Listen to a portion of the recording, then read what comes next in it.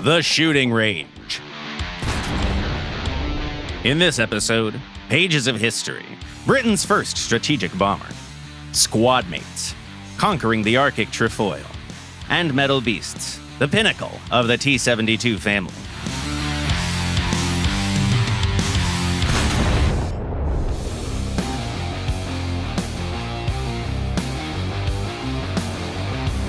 It's time for one of the most notable new vehicles of this winter.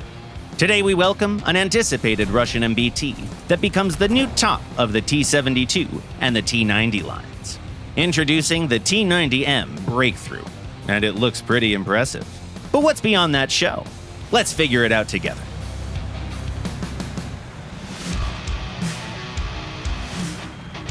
Arguably, the main advantage of the T-90M is its protection. Its upper front plate, hull sides, turret front, and roof.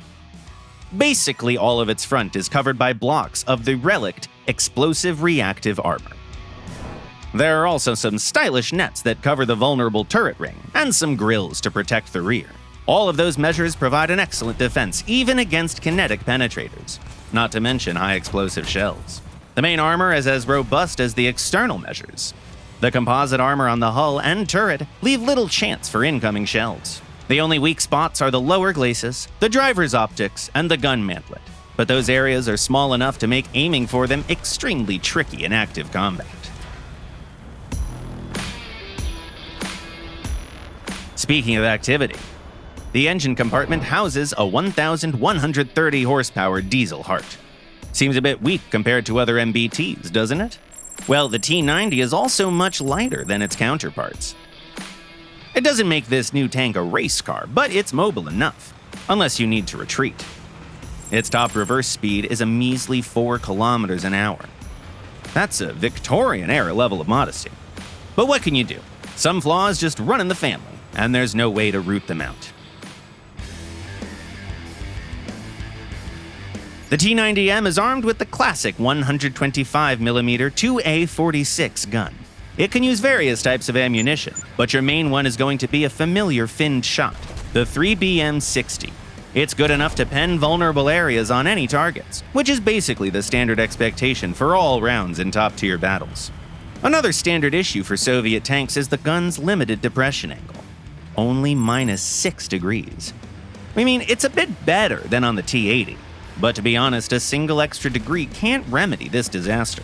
Another flaw is the rate of fire. The reload takes 7-something seconds, so you better aim your shots well enough to disarm your opponent with the very first hit.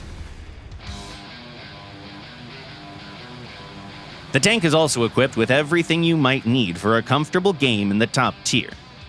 A laser rangefinder, an LWS, some decent quality thermals, smoke grenade launchers, and an ESS.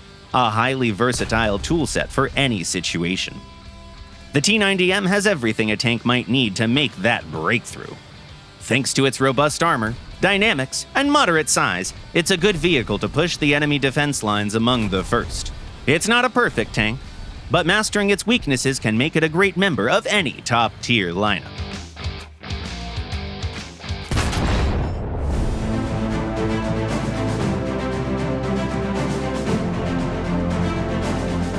In 1936, the UK's Royal Air Force was deliberately working on emergency measures. The Americans already created a prototype of the future B-17, while the Soviet Union already boasted armadas of the TB-3 bombers and was planning a replacement. The new German government was proving to be less and less agreeable, so the military command of the British Isles wanted to have a strategic bomber, just in case. There was one issue, though. No one really had a notion of what that strategic bomber should be. 2-engine or 4-engine? What range was needed? What about altitudes and payload capacity? And defensive weaponry? The questions just kept piling up.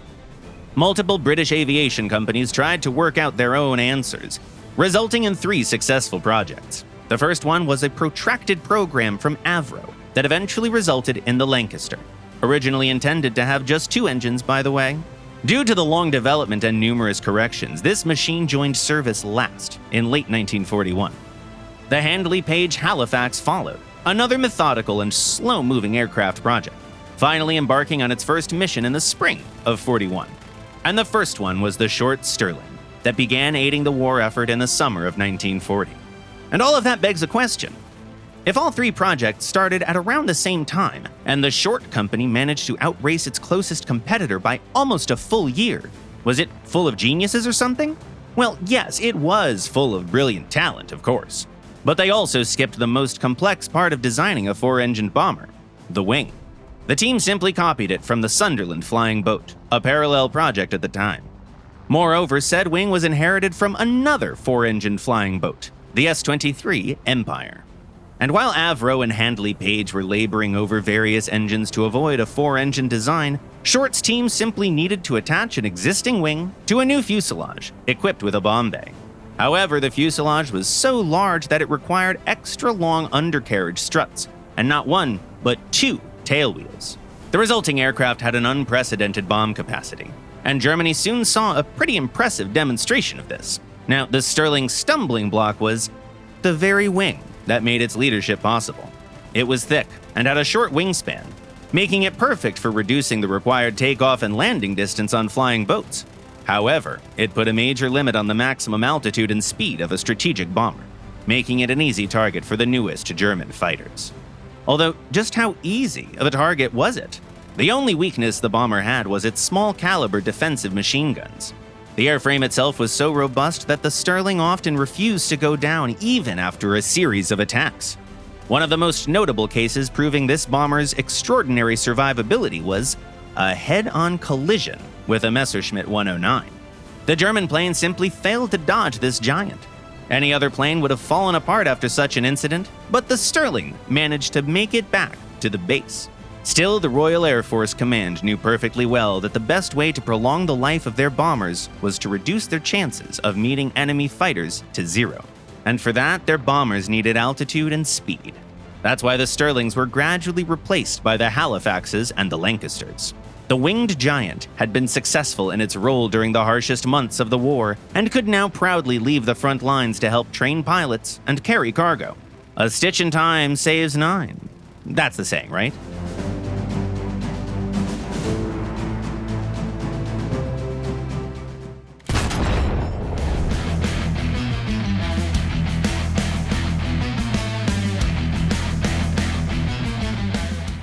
After your requests in the comments, today's Squadmates episode will disembark at the Franz Josef Land archipelago.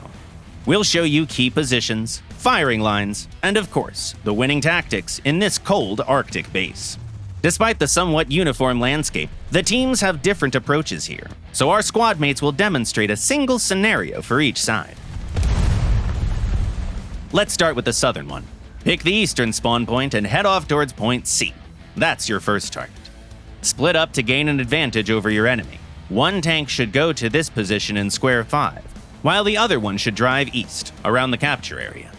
Sooner or later, enemy tanks will discover they're being fired at from two opposite sides, and their defenses will dwindle. Sometimes the enemy manages to retreat here, but in most cases, they suffer losses anyway. Well, this means one point is all but captured, but it's too early to stop now.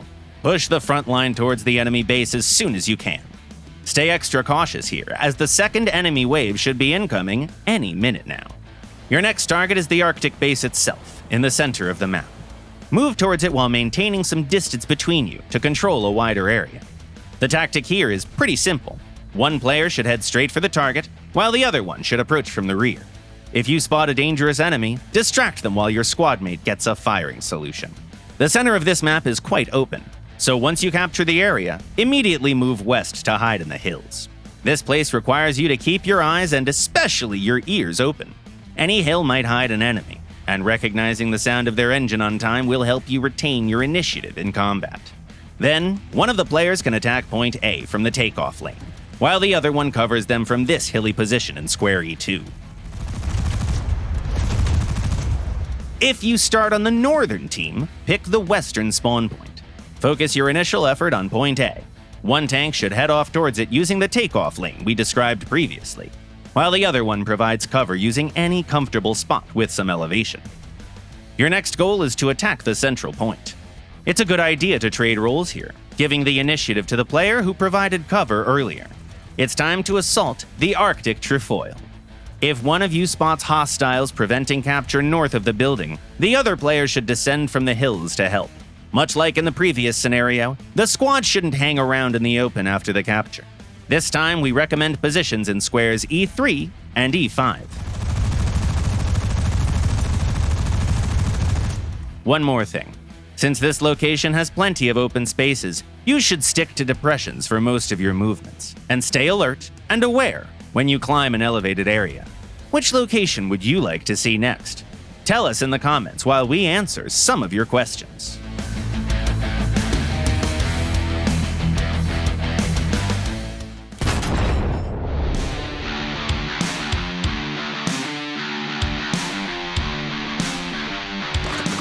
The first question was sent by a player called Bite of Bikini Bottom. What's the window behind the pilot on the fuselage of the Yak-9 for? Hi! This Yak-9's fuselage is made of aluminum, a material that blocks radio waves from passing through.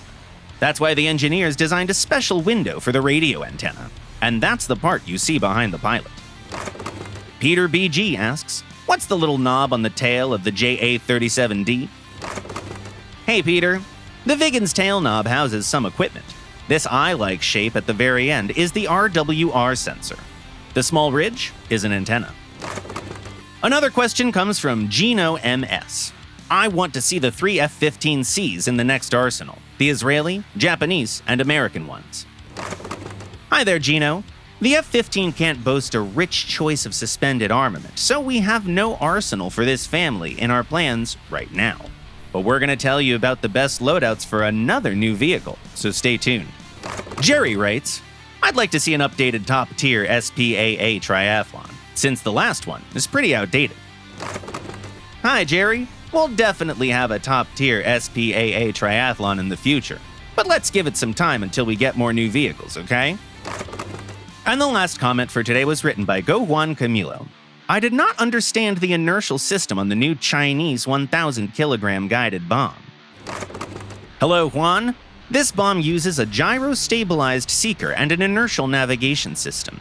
Coupled together, they provide a significant extension to the range of drop areas compared to other types of homing devices. That's it for today. You've been watching The Shooting Range by Gaijin Entertainment, and the next episode will premiere the following Sunday at 4 p.m. GMT or noon Eastern Time. Subscribe and click the bell if you don't want to miss our next videos. Don't forget to ask your grandma for her favorite pie recipe. Leave a like, share your thoughts and comments, and see you next week.